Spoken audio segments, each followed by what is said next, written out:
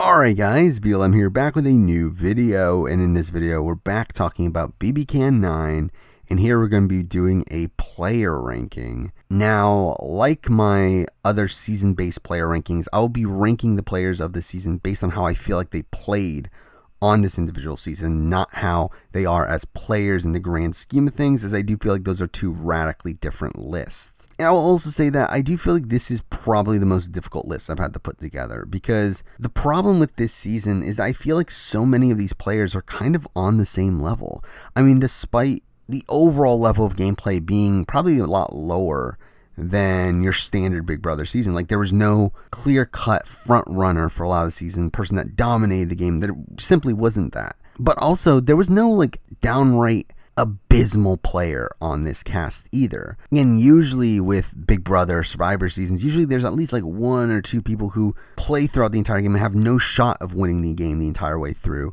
We simply didn't have that this season. Like, I feel like even the worst player on this season isn't absolutely terrible. While also I feel like the best players on this season aren't even that far apart from some of the lower ranked players here either. Like, again, like outside of probably the top two, maybe three, like I feel like a lot of these players are kind of in a similar tier in the grand scheme of Big Brother. So because this was a very, very tough list to put together here, but I did it. So we have 14 players to rank here, and let's start off with number 14. In my opinion, the worst player from this cast, or at least the person that played the worst game, again, it was so tough between these bottom two, but I decided to go with Josh. Now, Josh did survive one round. That's really a major reason why I considered putting him above the next person on the list, but I think when I think about the positioning in the game, Josh just simply had no potential to move forward. And I really like Josh. I think he actually surprised me as a player. I do think he turned out to be a lot more active of a player than I was expecting. But one, I do feel like he put himself in danger. Obviously, him talking about the Pretty Boys 2.0 and all that did put a target on his back. Plus, also, he just didn't seem to bond with people socially. Like, he seemed like the very clear social outcast on this cast, to the point where in week 2, again, he's just such the easy person to target there. Now, again, I will give him credit for surviving that first round. Again, like, he was the target for a lot of it. The vote does flip to Julie, and the thing is, like, I don't know how much credit to really give him for that. It seemed like it was more so Toya making the decision there, more so than Josh doing things to change people's minds. So that's something I struggle with. Plus, also in week 2, like, I would give him some credit for almost having the vote flip against Ro and him almost staying there. But there's a couple factors there. One, like, he still has no end game after that. Like, he still has no alliances. He has no relationships in the game moving forward from that point. But also, even if the flip had happened, again, like, how much of that would have been his own doing? I mean, a lot of it was Kieffer coming up to him, telling him what to do in order to get the Sunsetters on his side. Plus, also, I think a lot of that was also just Ro's positioning within the game that made him a bigger target than Josh. Like, I don't feel like Josh did much actively right, which again sucks to say, because like I like Josh. I think he again surprised me of how active he was in the game, but overall I just don't have that many pros about his game. So because that, he does land at number 14. At number 13 is someone that, again, very close to Josh, but here we do have the first boot of the season. We do have Julie. And again, the debate here was like, obviously Julie was the first boot, and Josh did stay over Julie, and that is something that obviously would play a major factor in this. But the reason I did put Julie higher is because, one, I feel like Julie had more potential moving forward. We did see that she did have an alliance with Austin and Braden. We did see that she had a relationship with Victoria. Like, she had allies within the game, which Josh never had. Plus, also, Julie was safe for a good chunk of that week. Like, from what I understand, the vote didn't flip until the day of, if not the day before, the actual eviction, where Toya starts to flip people against her. Which, again, I think is more so a result of this just being an insane cast that's willing to do moves like that, which I don't think is your norm in a Big Brother cast. I do feel like just Julie got very unlucky with how certain things played out. Mind you, I do think she also did some things pretty bad. I do think by her very openly leaking information to people, it did make her come off as pretty sketchy. I do feel like she's also shown to just be playing too hard too fast. So those are knocks for me, but at the end of the day, the reason I put her above Josh is just because I feel like she had more potential if she had survived this week, with her having more allies within the game. But even then, like, I don't think she played great either. Obviously, she was still the first boot. So because of that, she lands at number 13. Now at number 12, we have someone that we're actually skipping a few placements here. And this is someone that I just find so tough to assess because I think on paper, their game isn't as bad as what it is when you really start to analyze it. And that person is Austin. Now, Austin was very good at competition. She did win that first HOH. She does come very, very close to winning a lot of other competitions.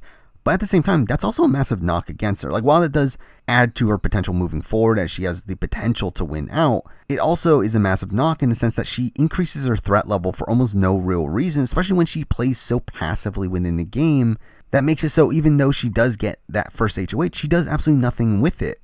While she does target Josh, who is the house consensus, she doesn't do anything with the power to actually make it so that her doing the house consensus gets her any social capital within the game. By keeping Toya and Jed safe, like, you would think that she would be building some capital with them, but instead she comes out of this week being a potential target for them moving forward. And obviously we do see her eventually being targeted before the jury phase of the game, largely because she keeps on increasing her threat level without actually doing anything with that power. Also, I feel like Austin was just such an underwhelming social player as well, where she spends so much of her time with Braden and doesn't really do anything without Braden throughout a lot of the season. It really wasn't until she starts her kind of showmance with Kyle that she starts to branch out a little bit, but even then it's just with Kyle and with Ro, and like it feels like she just kept to the same group of people without really expanding beyond that. That again just made her such an easy target moving forward when again she's obviously doing well in these competitions. And then her final week in the game is also just pretty bad as well, where she can't even keep Victoria on her side, someone that should very clearly be keeping Austin in the game. But instead she becomes Vic's very clear target here. Now, there was a flip potentially in the works to keep Austin game. She only needed Beth's vote. I mean, she did have Ro, Tina, and Tara's. So again, she came one vote away from staying, which, I mean, I guess you can credit her with, but you really can't because that's pretty much the case with almost everybody that we'll be talking about that went home from this point forward. Like, the vote outs on this season were just so wonky the entire way through that I can't really give Austin that much credit for almost staying, especially because she had very little of a role in that. So her being such a passive player while also just making herself a bigger target week after week after week by doing so well in competitions was so bad for me that I felt like I had to put her here at number 12. Now at number 11, we're moving on to a player that is a really fun player, but I cannot justify putting this player too high on the list. And the debate for me was exactly how low to put her, because like at the end of the day she does make it to the jury phase of the game, but she does so in a terrible position. And because that, at number 11 I did put Victoria. Now Victoria is someone that obviously won a lot of competitions. She won 2 HOHs. She also won that first safety comp. Like, she was good at competitions, but one, I think that made her a big threat. I think she was very bad at managing her threat level, which, to be fair, a lot of people on this season were. But the major knock for me on why she is so low is really a couple things. One, I think strategically she's just terrible. I mean, she really plays hard, but she plays poorly. She creates these schemes, but then so blatantly executes them that everyone catches on to what she's doing. And also, some of these schemes are just really bad. I mean, during her Invisible HOH week, she wanted to nominate herself against Austin to throw off the suspicion, when in reality, it's like, it doesn't matter. Like, why do you care so much about hiding who's the Invisible HOH? It really doesn't matter here. Especially when, like, everyone's already suspecting her because of how blatant she's being with her conversations this week. Also, her first HOH week, she does really terribly as well, where she creates these plans to still have Jed and Ty on her side after that week, where she tries to pin the Latoya vote on Beth, which was never going to work. She also blackmails Jed into not using the veto under a threat that she's going to put Ty on the block, and then also tries to gaslight them into thinking that this is your fault for me having to do this. And like, again, all this is just terrible gameplay that turns Jed and Ty against her, despite her wanting to work with Jed and Ty. Like, her Invisible HOH week is such a disaster because she was actively playing for Jed and Ty. She wanted Jed and Ty to make it far in the game, and despite her playing for Jed and Ty, they end up turning on her literally the next week, and she gets voted out afterwards. Now, there was some potential for the trio to flip back and try to save Victoria, but again, that's pretty much every week. I mean, the trio was so wonky with where they were voting Then again, how much credit do you really want to give Victoria for that? For me, Victoria comes out of this season pretty much playing in the opposite way that Austin played, where they were both really bad at threat management, but where Austin was playing so passively, Victoria was playing so aggressively. But I do think Victoria's more aggressive gameplay is one that would have been more respected if she had gotten to the end. I do think Victoria for sure wins the game if she gets to the end. Obviously, she was never getting there. But if she had gotten there, I think she clearly wins the game. So despite probably making more strategic missteps in the game than Austin did, I do think her winning chances were a lot higher, so that's why I have her above her at number 11 here. And now number 10, we have someone that it's really weird to put above two of the people that made it further than her in the game, higher than the person that directly took her out of the game, but I do feel like this placement is correct. So at number 10, I do have Latoya.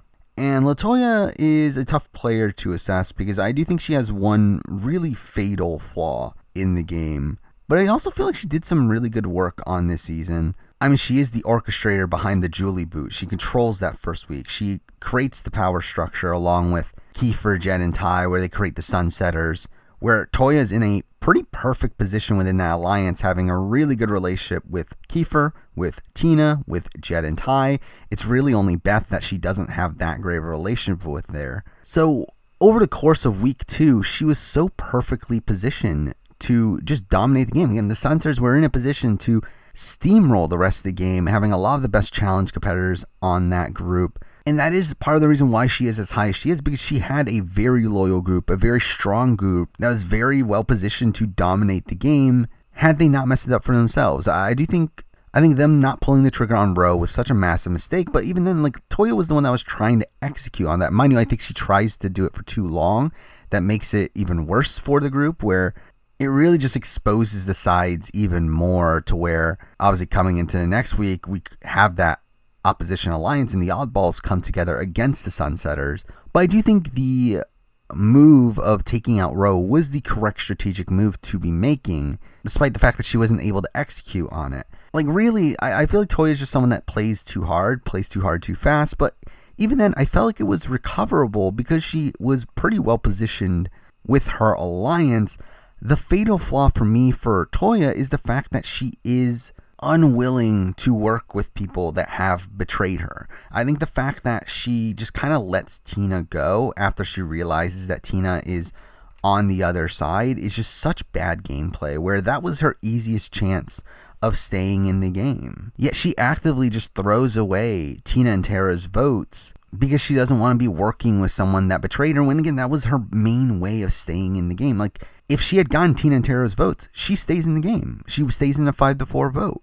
And I do think it's theoretically possible that she could have done so when, at that point, Tina and Tara were not locked on what side to go with. And Tina and Toya did have a really good relationship earlier on in the game. So for me, that is a fatal flaw. But the fact that she had so many people that were so loyal to her, again, the Sunsetters minus Tina were pretty loyal to Toya. Even Beth, someone that she didn't have a good relationship with, did want to take her towards the end of the game.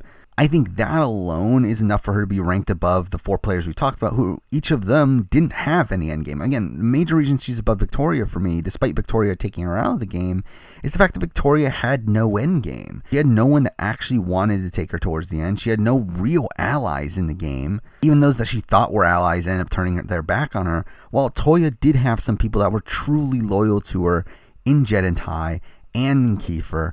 That, for me, I just felt like was enough to land her here at number 10. Now at number 9, we're moving on to another player that we are skipping quite a bit here. Again, back to the jury phase of the game. We have someone that, again, I really, really like. I just don't think he played that good of a game, and that person is Rohan. And Ro is one of these players I think has the potential to be a great player. I think he has a sound enough strategic mind. I think he's clearly good at competitions. He won 3 vetoes in a row. The problem is that, one, I think socially he is extremely lacking. I think he just has the inability to really connect with people. I think whenever he's talking to people, he very clearly sounds like a more robotic figure, to where he doesn't really sympathize with people. And I think that is something that he is always going to struggle with. Plus, also, he just had some really bad reads. I mean, like, while I do have a level of confidence that he knows what his best move is, if he was given the correct information. He just very rarely has the correct information to be making those moves. I think like a major example of that is towards the end of his run, like he was starting to get pretty well positioned in the game. I mean, like he was starting to get the trio on his side, but then he just has to actively blow that up when he goes to Beth and then tells Beth that Jed and Ty are turning against her and that she should come with him to take out Jed and Ty. And that's just such a terrible move and such a bad read on the dynamics of the game to think that Beth was so willing to cut Jed and Ty that early on in the game. And obviously this goes back to Jed and Ty, and Roe becomes the next target moving forward, where he eventually gets taken out during a double eviction. But even before that, I mean, he gets very lucky in not being taken out during the Austin HOH, where he was on the block against Josh, and a flip was almost put together to take him out. I do think him along with Kyle do pretty good work the next week, where they do get the oddballs together and get Victoria on their side. But through that week, they also drop the ball with Kieffer to the point where like he actively targets them into the next week. And while like most of the people there would have actually targeted Victoria over Roe and Kyle, and the fact that it is obviously Kieffer that ends up winning that, and he is the person that they drop the ball with, like that isn't great. And then they're so indignant too over being targeted there when they never did anything to actually get Kieffer on their side. Now, I do know that Kyle was the target during that week. However, I tend to believe that I do think Roe probably would have went home if the two had stayed on the block, especially considering we see what happens later on in the week where Kyle has the potential to stay against Austin. I do feel like if it had been Kyle against Roe, I do think there would have been a push to get Roe out by the oddballs that probably would have been successful. If not, it would have been a very close vote in my eyes. So I do think Roe is in a lot of danger there, but obviously he wins veto after veto after veto after that. And again, he actively puts that target on his back during the Vic week, where he could have easily gotten through that week, building the relationship with Beth, tried to get Beth to keep him around moving forward, but instead he kind of just blows that up, despite him doing some pretty good work earlier on in the week to align with the triangle. Like, Roe's just someone that I think has the potential to play a great game, but spent a lot of the season with his back against the wall, and a lot of that being due to him making the wrong moves, largely due to his lack of information, and also I think an overconfidence in his own ability. By the time he goes home, he's such a clear figurehead for his side that he's going to be taken out at the first opportunity that the opposition gets, and we obviously see that right away at the double eviction there. But with that said, I do think Roe kind of starts a new tier on this list. I do think he is, for me at least, clearly better than the 5 players we've talked about so far. I do think if he gets to the end, he does win. I do think he had some loyal allies by the time he went home. I do think Tina, Tara, and Braden all wanted him to stay in the game. But I do think his treatment of Kieffer ended up being his fatal flaw in the game, with Kieffer being the one to take out his closest ally in Kyle, and then follow that up with taking him out later down the road. So because of his lack of threat management and also him making some pretty poor decisions at points, he does land here at number 9. Now at number 8, we have the highest pre-jury boot on the list here. And I will be completely honest, like, I considered putting this person higher on the list. There was a point in this list where this person was number 4. And to be honest, I can make the argument for that if I really wanted to. But at number 8 here, we do have Kyle. And again, I think Kyle is one of the more well-rounded players on this cast. I think strategically, he is one of the soundest minds on this cast. I think socially, he is also very good with a good chunk of the people on the season. Again, he had very good relationships, obviously, with Roe, with Austin and Braden, with Tina and Tara, with Victoria. And physically, like, I feel like he has the potential to do well. Obviously, he never really did well in any of the comps, but I do think overall he does feel like one of the more well-rounded players on this cast. And overall, I do feel like he did the best he could given the position he was put in by the time of week 3. I do think him and Roe were playing a bit too passively for the beginning of the game. And by the time of week 2, the Sunsetters had already formed. They were already outside of the main power structure, and they were the biggest threats outside of that power structure. And I do think while Jed and Ty did kind of want to work with them and thought about keeping them safe, Kyle and Roe were pretty big targets coming into week 3 and do get lucked out by Victoria winning HOH. And while I do think Kyle does very good work to get Victoria on his side, I do feel like a lot of that was just due to circumstance anyway. I do think Victoria was always going to do what she was going to do that week in targeting Latoya.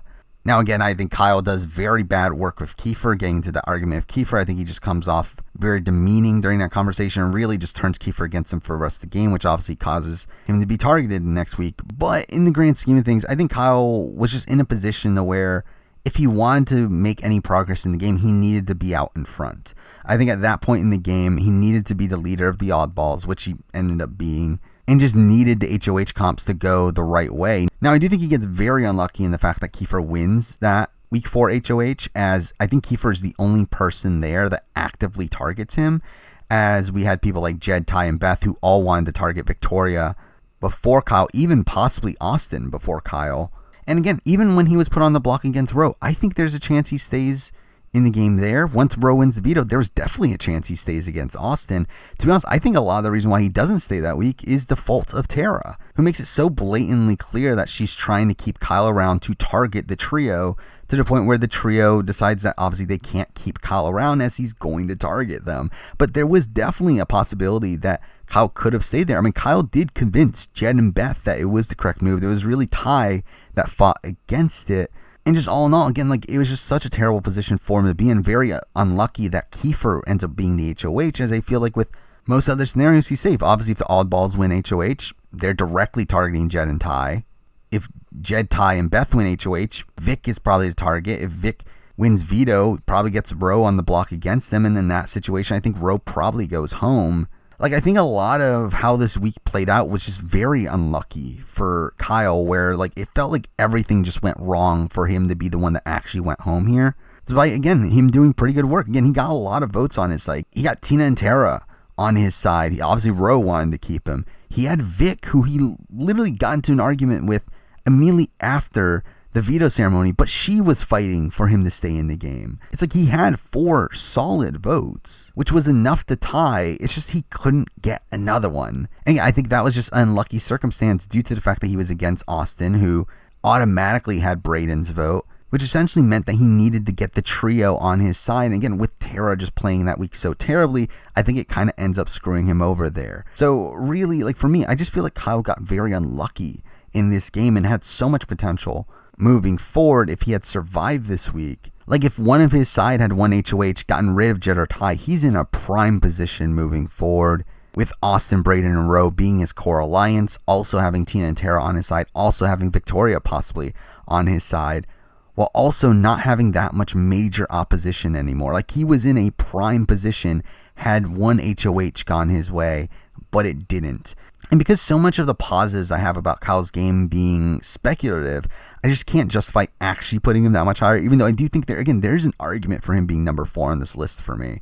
But for me, he does land at number 8. Now at number 7, we're moving on to some endgame players now. I mean, the final 7 on this list here are the top 7. But at number 7 here, we do have someone that I do still have a lot of question marks about her game, and that person is Beth. Now, Beth is someone that throughout the season thought she was doing a lot more than what she actually was. I mean, she's someone that prides herself in being like the mastermind of the trio, when in reality, I feel like she was the least important person of that trio. And a lot of the reason why the trio ends up being safe during like the Vic HOH and the Kieffer HOH is because of the work that Jed and Ty put in with those people, more so than what Beth did. I mean, Beth and Kieffer never had the greatest relationship throughout the season. Victoria was actively targeting Beth throughout the season. Like, Beth doesn't do much to keep them safe throughout a lot of this game, yet she feels like she deserved the credit for it, when in reality, it's like she didn't do much during that section of the game. Her HOH is a complete disaster, where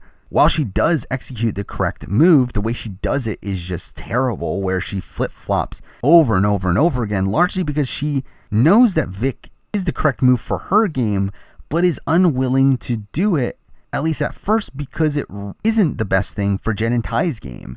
And we see her flip-flop on this so many times. And really, she ends up folding, but then gets lucked out by the fact that Roe wins veto, which forces her hand in putting Vic on the block. She's really just someone that tries to portray herself as this big strategic player, when in reality, she is a bit more of a passive player. even though she has moves that she wants to be made, like, again, the Vic backdoor, the Kieffer backdoor at the final 7, like, those are moves that she wanted to be done, she kind of just folds and allows Jed and Ty to get their way until she just kind of gets lucked out into those things happening anyway.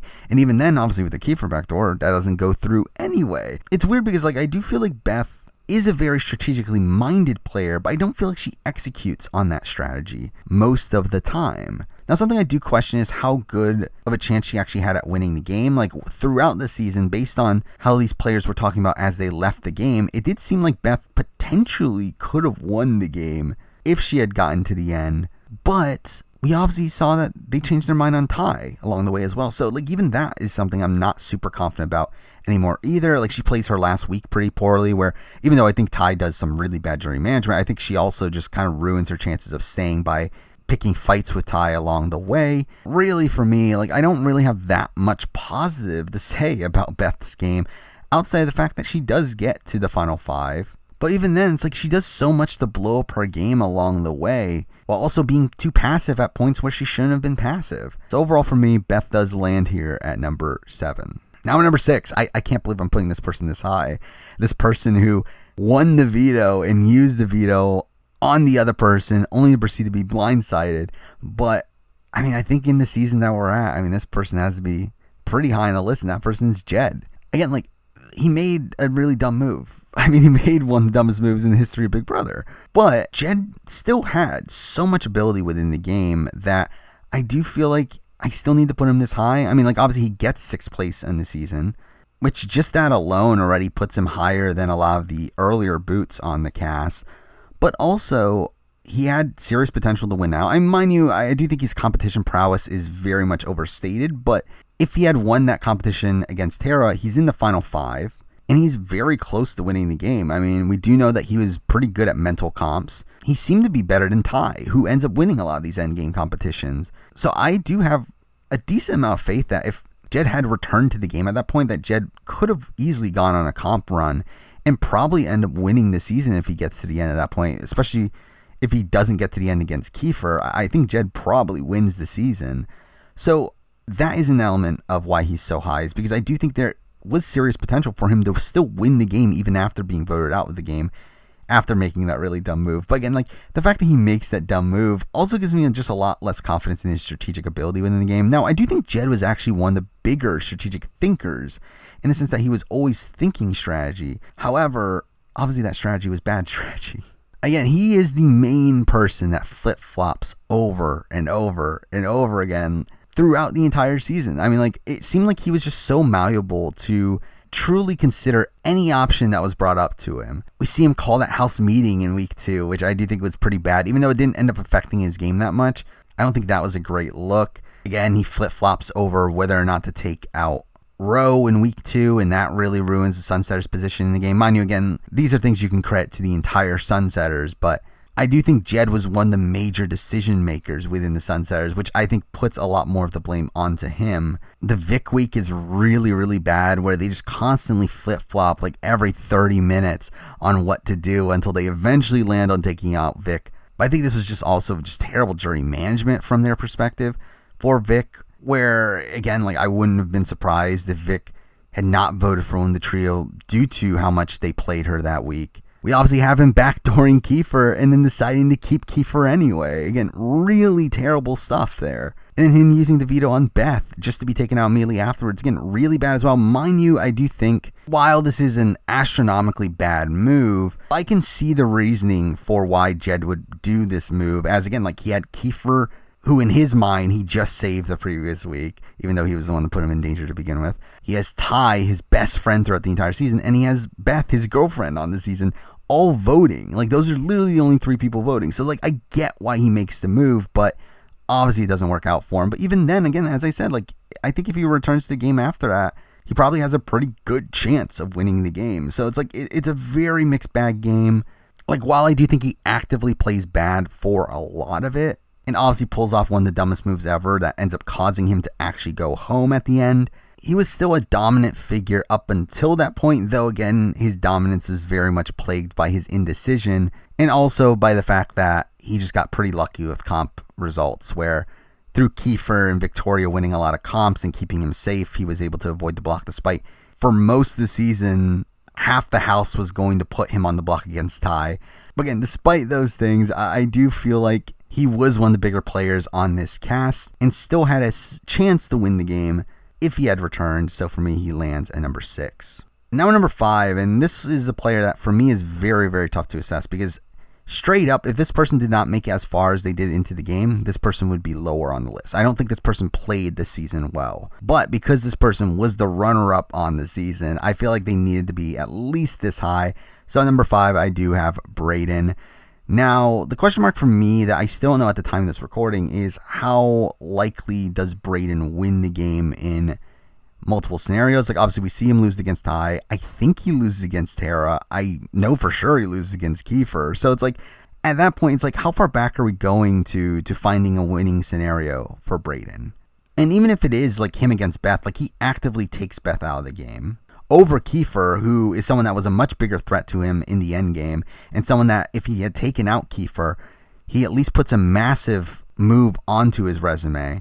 And really, all this comes down to my biggest issue of Braden's game just in general is the fact that he is so passive in the game. Again, like for me, realistically, Braden is one step higher than Austin. I think they both played the same game, except for Braden was better at threat management. But again, like how much of that was active? I don't think it was. I think he just simply wasn't as good as in competitions. And because that is in a better position in the sense that he doesn't get taken out over Austin, but he pretty much played the same game as Austin. He was very passive early on in the game, didn't do anything without Austin early on in the game. They literally talked as if they were one player. Where like even during the week where Austin goes home, they were talking about saving us. Why don't you save us with the veto? Which, by the way, if Roe had used the veto on Austin, which was the plan, Braden does go home. Like Braden does go home for sure. Like, I mean, like the replacement would have been Tara.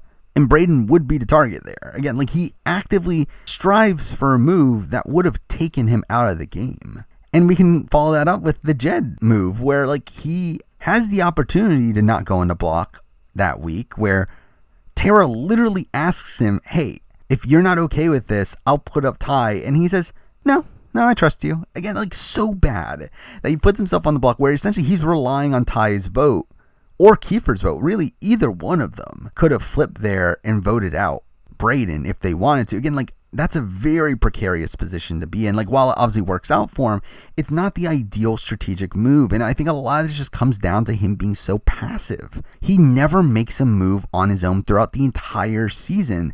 It's really just all the other players moving around him and him just having to deal with the circumstances that were given to him. Again, so many people credit him for having this great social game, but he doesn't really have a social game. He's just not even social, to be honest. He's just likable. Like, he doesn't even talk to a lot of the players in the game. Like, he really just focuses in on certain people in the game. Like, he obviously spent his entire time in the game with Austin for a good chunk of the early portions of the game.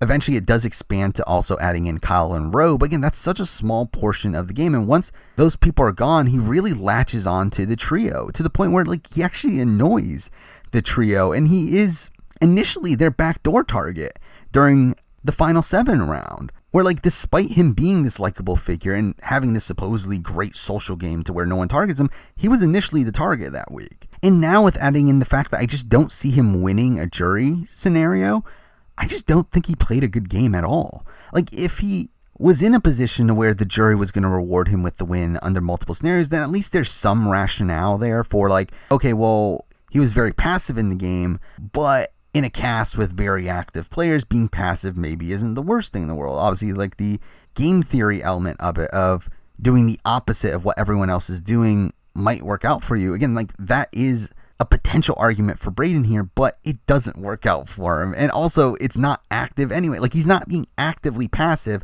He's just being passive. Now, I will say that he does good work in the sense that he gets Ty to actually want to take him to the end. I think that's the one thing he does in the game that is good. But again, how much of that was active gameplay? I think he just genuinely liked Ty. And Ty saw this as an opportunity to take someone that was very passive in the game to the end, which gave him a better shot of winning the game. So really for me, like Braden is someone that I think has potential in a future season. Like I think if he were to return, be more active in the game, but still be the likable person that he is, I think he has a lot of potential to play a really great game.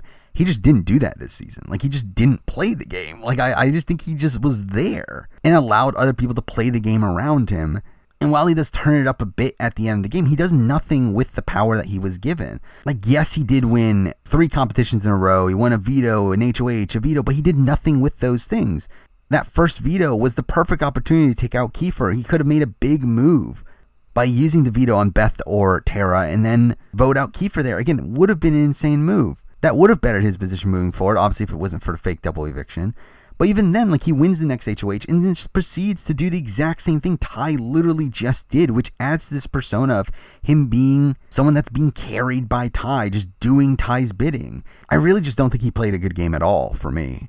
But he still is the runner-up of the season. He still makes it to the end in a scenario where everyone takes him to the end. And at least at the time, I didn't feel like he was dead in the water. So overall, for me, I did land him here at number 5. Now, number 4, again, another player that I don't even think played a good game. But that's kind of the circumstance that we're in with this season where, again, this person made it very far and did have a real chance of winning the game. So at number 4 here, I do have Tara. Again, I think Tara played pretty poorly the entire season. I mean, I do think she played a lot more actively bad earlier on in the season, where earlier on she really just got on everybody's nerves. No one really liked her in the house, and she was just also playing very aggressive strategically. This is the thing, like, many people say, like, oh, Tara did nothing earlier on in the game.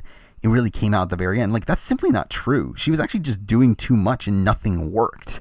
Like, she was just trying over and over again to make moves in the game, but nothing would actually go through. She spent a lot of the early weeks in the game just trying to find a group that would work with her, and eventually she builds that bond with Tina, and eventually by the time the oddballs comes together, she finally finds her group and finds herself really in the middle of the two groups. But she does spend a lot of the game before that just kind of being in the middle of nowhere, despite her trying to find an alliance to be a part of. And then again, like, for the next few weeks, she's trying to orchestrate flips in the game. She's just so bad at it that none of them ever work. She tries to keep Kyle in the game and actively blows that up by making it too apparent to the trio that she's doing that to target them.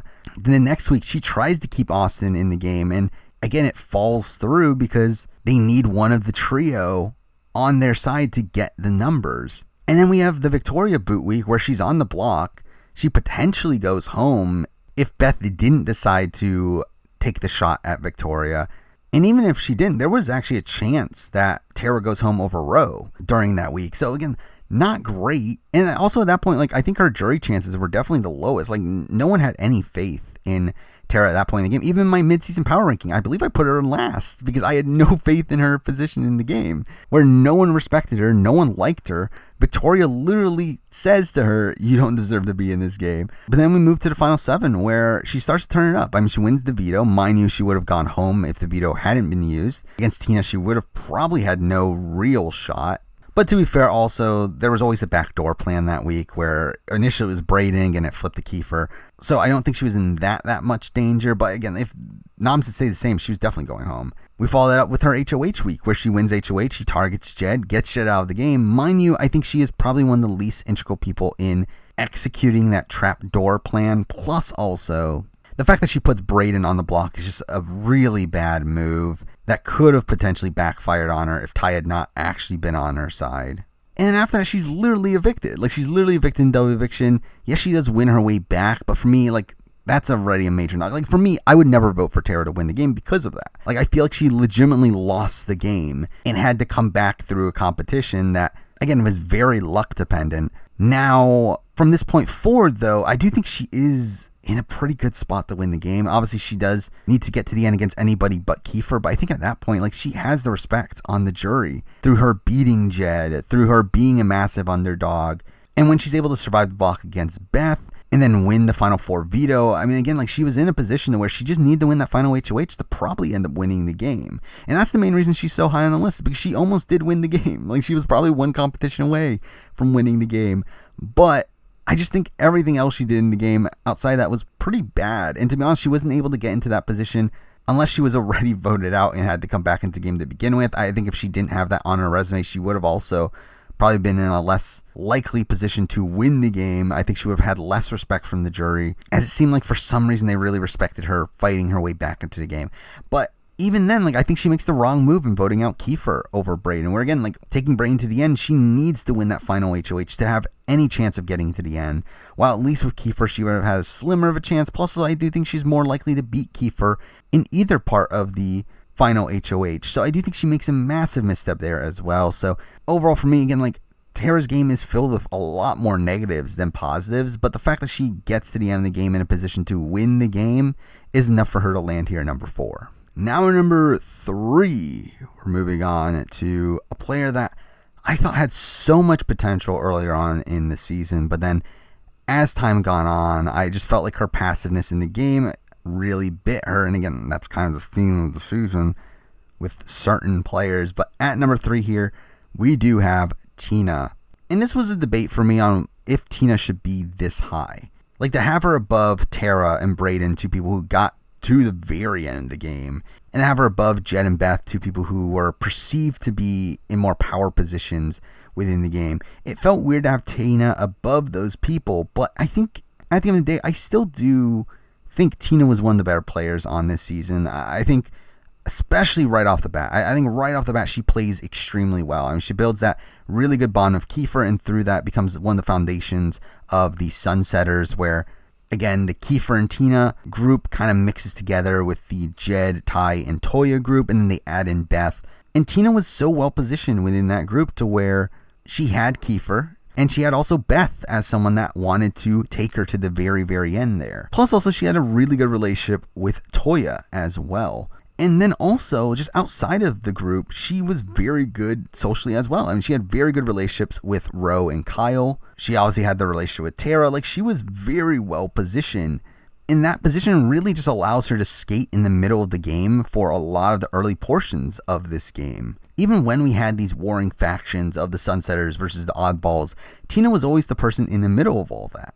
And while people did pick up on her position and were upset that she was playing both sides, they couldn't do anything about it. And again, she was so well positioned in the game for a good chunk of it. She is one of the major reasons why the Ro vote doesn't go through, where she keeps on turning it down earlier on in the week, to the point where by the time they make that final last-ditch effort, it's kind of just too late to turn everything around there. Tina does obviously create the pre-90s alliance, really just allows her to skate through the middle of the game. And puts her in a really good position too, where like coming into her last few weeks in the game, like she was the safest person in the game. The reason she gets taken out is just due to an extremely bizarre situation of her being used as a pawn against a massive backdoor target, and the people that made the backdoor move deciding to flip back for really almost no reason. And that was just such a bad position to be in, because like before that, Tina was in a perfect spot. Like everyone wanted to take Tina to at least the final 4. Literally no one wanted Tina gone. Even when Tina goes home, she doesn't get taken out because people wanted to take her out of the game. It was more so because they wanted to keep Kieffer in the game. So really for me, like a lot of the reason why Tina is so high on this list is because of her positioning within the game. Like she was positioned so perfectly for a good chunk of it. The problem comes in the fact that, one, I think she was way too passive in the game. Like, when she was playing, she played very well. Like, she was one of the major reasons why Vic ends up getting backdoored, where her and Tara go to Beth and convince Beth that it is in her best interest to get rid of Vic. Again, that was very much Tina's move. And also seeing her, like, actively setting herself up earlier on in the game, again, was very impressive. The problem is that she just stops playing the game at points. And a good chunk of that middle section of the pre-jury phase of the game, like she just does almost nothing. And mind you, she didn't need to do anything because she was kind of riding that middle position, but she slowly just lost her grip on certain people in the game during that section of the game that I do think caused her to not have as strong of bonds as she needed to survive later down the road. Plus also just like not really have the respect in the game. Like I don't know if she wins the game even if she gets to the end. Now I do think she probably wins against Tara if Tara didn't go in that massive underdog run, which she wouldn't have had to if Tina didn't get taken out. But outside of Tara, like, I don't think Tina wins a jury vote, which I do think is a shame because, as I said, like, I think Tina did play one of the better games. Again, like, I was obviously very well positioned for a lot of it, but I just don't think the jury saw that and just saw her as a floater again, floater in the bad sense. So that is something I do struggle with, Tina's placement. Plus also the fact that she kind of just gives up at the end. Like when Kieffer tells her that he's staying, like she doesn't even try to flip Jed and Ty back, which I think was very, very possible. Like I think she literally could have just gone to them at the last second, literally done any argument, and they would have greatly considered it. Like the fact that she doesn't even try at all, I think is a massive knock as well. But overall, her positioning in the game was very, very strong for a lot of it. And because of that, for me, she lands number 3. Now we're number 2, and I mean, the top 2 are pretty obvious. I mean, obviously the 2 biggest players of the season. And to be honest, the order wasn't that difficult for me either. I think coming into the finale, it was going to be determined by who ended up winning the season. But because of my number 1 winning the season, at number 2, I do have Kieffer. And again, Kieffer's such a strange case. Like, I think Kieffer played a really unique game of Big Brother, where he spends a lot of the game loyal to the Sunsetters. Like, he spends, up until that final 7 round, very loyal to the Sunsetters. He planned on going to the end with Jed and Ty and Beth, but also with someone that was still actively willing to play the game for himself. He was still playing the middle. He still had the pre-90s alliance. He was still not being targeted by a lot of the oddball alliance, which I do think is impressive in its own right. Like, I do think his, again, strategic positioning was pretty strong for a lot of the season. I also think, just in terms of just being a strategic thinker, I think he is one of the better strategic thinkers on the cast. The problem is that I think he's too much of a strategic thinker to the point where he makes some pretty bad moves. I mean, we have week 2 where he tries to throw Vic under the bus, and that completely backfires on him almost right away and gets him on the block in week 3. Also, we have him essentially exposing the Sunsetters to Josh in his attempt to get Josh to stay in the game. That's not great. He obviously has his massive overconfidence in the game where he talks as if he's playing the best game ever without recognizing the flaws that he's making within the game. He actively tells people over and over and over again, he's playing the best game, and why aren't you taking me out? You should be taking me out. It's like, why are you doing this? It's so weird because, like, in many ways, I think you can argue that Kieffer is the best manipulator on this cast, where whatever he says usually gets done. The problem is that what he says is not always in his best interest. And we see this on the fake double eviction, where he is the reason Tara goes home. He is the one that plants in Ty's mind that Tara is a big target there. But getting rid of Tara was not beneficial for him. We see this in him constantly telling Ty and Tara that he is the biggest threat in the game and that they should take him out if they want to win the game. And like, we obviously see that they want to towards the end of the game. But with that said, like, again, like, even though you can dismiss some of these moves that he was making through the game, I do think there is a lot of impressive maneuvers that he pulls off on this season. I mean, you do have him being the one to convince Victoria to stay on the Sunsetter's side, which, again, while I don't love that from the aspect of, again, him being so blindly loyal to the Sunsetters, the fact that he was able to execute what he wanted to do there, again, was impressive. The backdoor week, obviously, we got to talk about, where he does get backdoored and he does survive. Now, how much credit do you want to really give him? That's where I have a lot of questions, because realistically, his pitch wasn't that great. I mean, it was just a standard pitch. But because he was pitching to Jed and Ty and Beth, these really flip-floppy players, and Tina never actually campaigning for herself, I mean, like, it was able to work. And I think you have to credit him somewhat for that, though there's obviously knocks there. And then same thing with the Jed move. Like, he is the orchestrator of the trapdoor plan, the plan to get Jed to use the veto on Beth just to blindside Jed immediately afterwards. He is the orchestrator of that. Insane move. It works. However, I don't think it was in his best interest. Again, like, I think keeping Jed around was in his best interest, especially over Beth. Like, for both Kieffer and Ty, I think the best move was to get rid of Beth there over Jed, as Jed was someone that was still willing to take both of them to the end under the right circumstances. And especially for someone like Kieffer, where, like, Kieffer was winning a jury vote no matter what at that point. Like, he was winning the game if he gets to the end. He just needed to get to the end. And I think keeping someone like Jed around, one, keeps a bigger meat shield in the game, someone that will go home over you, but also keep someone in the game that would potentially take you to the end. Like, I think by him getting rid of Jed, I think that was a pretty bad move on his end as well. And again, he plays that final 4 round terribly. Like, the way that he constantly tells Tara that he's okay with being voted out there. He tells her that he is a big threat to win the game, that he will win the game. Like, why are you doing this? Like, he's actively blowing up his game. He had the arguments there on why to stay. It was in Tara's best interest for him to stay, but he just doesn't do it.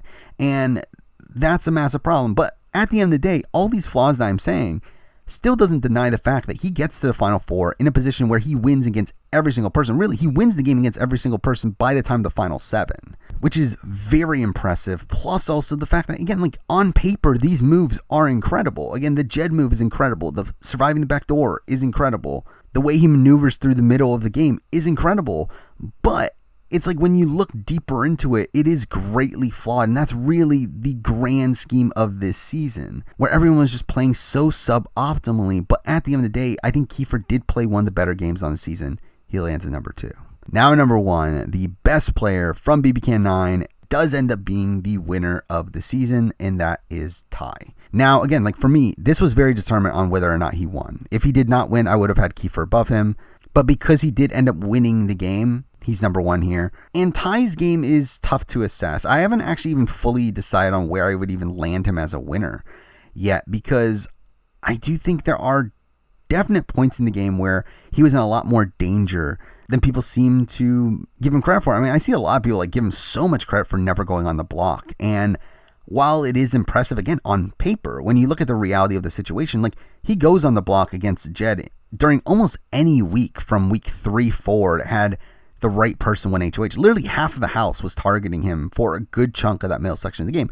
Every single oddball, with the exception of Victoria, was putting him on the block against Jed. So he just got really lucky with the HOH results there.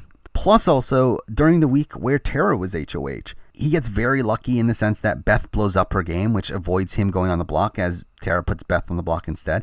Then also, Braden was willing to go on the block after the veto in a situation where Ty actually said earlier that week that he would be okay if he was on the block against Jed. Like, again, like, even though, again, it is impressive that he never goes on the block, like, I do think he gets a bit too much credit for that, as he gets very lucky in a lot of the circumstances around it.